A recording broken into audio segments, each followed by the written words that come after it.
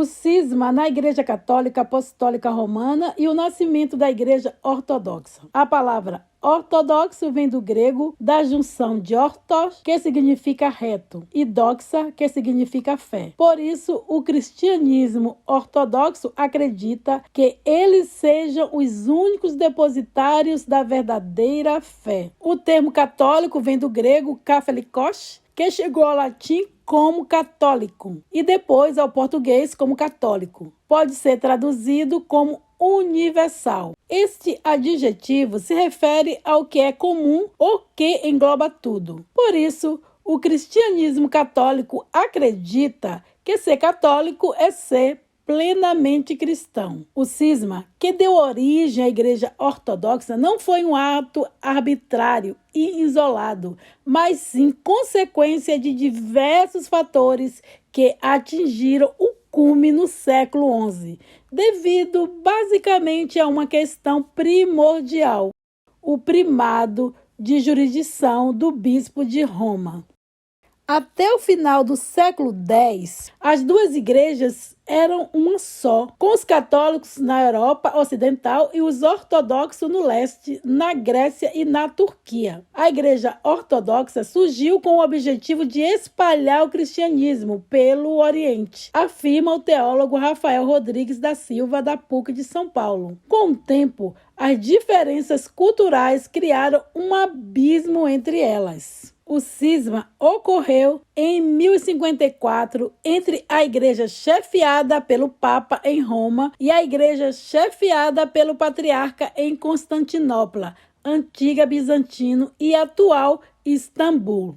Do latim, a palavra esquisma significa dividir, partir, separar. No século XV, a Igreja de Cristo se divide em duas. Desde o século IV, o imperador de Roma, Constantino, elegeu a religião católica cristã como oficial do Império Romano. Após o Concílio de Nicéia, em 325 d.C., e por causa das diferenças que existiam entre elas, a Igreja cristã foi dividida em Igreja Católica Apostólica Romana e as Igrejas Católicas Ortodoxas de Constantinopla, Alexandria, Antioquia e Jerusalém. Concílio. Um concílio é uma reunião de autoridades eclesiásticas com o objetivo de discutir e deliberar sobre questões pastorais de doutrina, fé e costumes. Apesar dessa divisão, elas agiam como um bloco, mesmo tendo interesses diferentes. Mas foi no grande cisma do Oriente que essa separação ocorreu de fato, marcando a diferença e os interesses políticos e culturais entre elas, separando definitivamente a religião cristã, sendo um dos acontecimentos mais significativos na história das religiões. As relações entre Oriente e Ocidente por muito tempo se amargaram pelas disputas eclesiásticas e teológicas. O cisma foi o resultado de um constante distanciamento entre as práticas cristãs efetuadas pelas duas partes do catolicismo, além de representar uma disputa pelo poder político e econômico. Esse foi o resultado de um período prolongado de tensão e, por vezes, de brigas acirradas entre as duas igrejas. No ano de 1043, Miguel Celulário se tornou patriarca de Constantinopla, desenvolvendo diversas campanhas contra os dogmas da Igreja Romana, o que resultou na excomunhão de Celulário, em 1054, pelo cardeal romano Humberto. Após o patriarca Miguel Celulário ser excomungado pelo Papa de Roma, o patriarca proclamou a separação oficial entre as duas igrejas.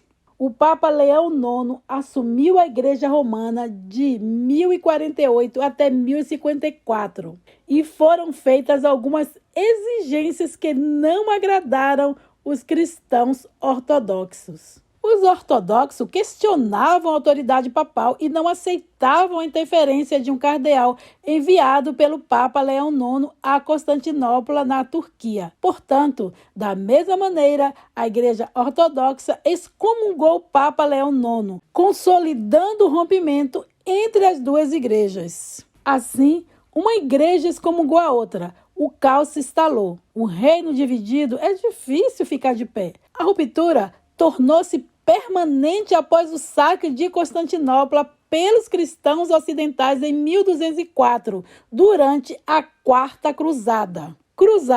As cruzadas foram expedições militares organizadas por católicos da Europa Ocidental com o objetivo inicial de reconquistar para o mundo cristão lugares sagrados. Mas, enfim, o que de fato causou o cisma da Igreja cristã, dividindo o Oriente e o Ocidente? São muitos os fatores. Vamos enumerar alguns. A principal causa do cisma foi a disputa sobre a autoridade do Papa de Roma, que tomava decisões em nome de toda a Igreja. Para a Igreja Ortodoxa Oriental, o Papa era apenas de honra e que ele não tinha autoridade para determinar políticas para as outras igrejas. Enquanto os católicos seguem fielmente o Papa, os ortodoxos possuem mais independência. A única função do patriarca, o cargo mais alto em sua hierarquia, é manter a unidade da igreja. Os ortodoxos também seguiam os ideais do cesaropapismo bizantino. Cesaropapismo é a subordinação da igreja ao Estado, e isso não agradava à igreja do Ocidente. O que mais desagradava aos católicos de Roma era que os ortodoxos do Oriente elegiam um patriarca ecumênico e não compartilhavam a crença nos santos e na Virgem Maria, além de não considerarem obrigatório o celibato dos padres. O distanciamento cultural e político entre as duas igrejas é bem profundo, cultivados ao longo dos séculos.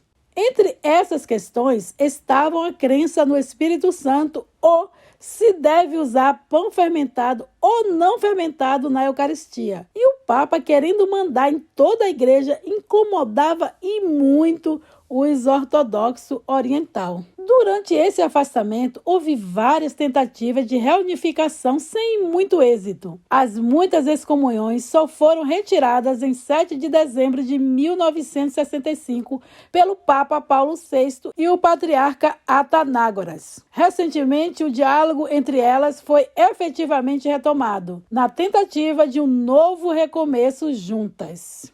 Afinal, há mais semelhanças que diferenças entre as duas igrejas, que formaram uma só por mais de um milênio. A principal semelhança é na crença no único Deus e em Jesus Cristo, que veio ao mundo para a salvação da humanidade. Este Deus que se manifesta no Espírito Santo. As duas igrejas rezam a oração do credo na missa. Essa oração contém o princípio da fé cristã. Maria é venerada como Mãe de Deus. Os santos e mártires recebem homenagens dos fiéis, além de serem exemplos de vida. Para as duas igrejas, a Bíblia é a fonte da fé, assim como a tradição oral e os comentários feitos pelos santos doutores da igreja. Observa-se o domingo e os dias santos prescritos pela igreja. Elas comemoram festas como o Natal e a Páscoa. Elas também possuem os sacramentos como o batismo, confissão e comunhão. Com tantos pontos comuns, são normais as tentativas de unificação entre as duas igrejas. Pensando nisso, em 12 de fevereiro de 2016, o Papa Francisco tem um encontro histórico com o patriarca de Moscou. Foi o primeiro encontro de um líder da Igreja Ortodoxa Russa com o Papa Católico Romano em quase 1000 anos. Um dos principais motivos para o encontro de reaproximação das igrejas é a violência que ameaça extinguir a presença de cristãos católicos e ortodoxos no Oriente Médio e na África. Um reino dividido tem muitas dificuldades para permanecer de pé. E talvez acontece com os cristãos o mesmo que aconteceu com os judeus primitivos, uma diáspora.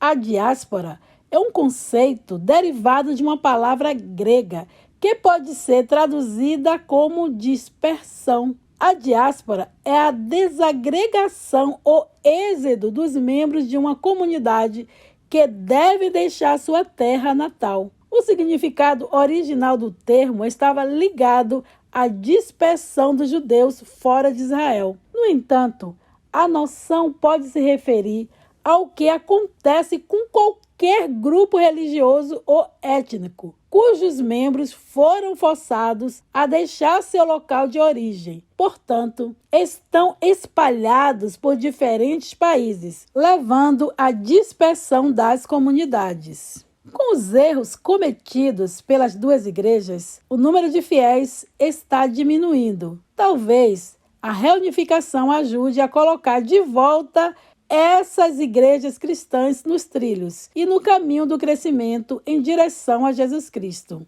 Embora, segundo o Papa Francisco, as feridas que ao longo da história se abriram entre os cristãos são dolorosos golpes no corpo de Cristo, que é a Igreja. E com a bênção da Igreja Ortodoxa, a guerra da Rússia contra a Ucrânia, talvez essas feridas se abram mais ainda e a reunificação fique cada vez mais distante. Se você gosta das histórias do povo de Deus da Bíblia, se inscreva em nosso canal e acione o sininho para não perder o próximo vídeo. Que Deus seja constante em sua vida. Fique na paz.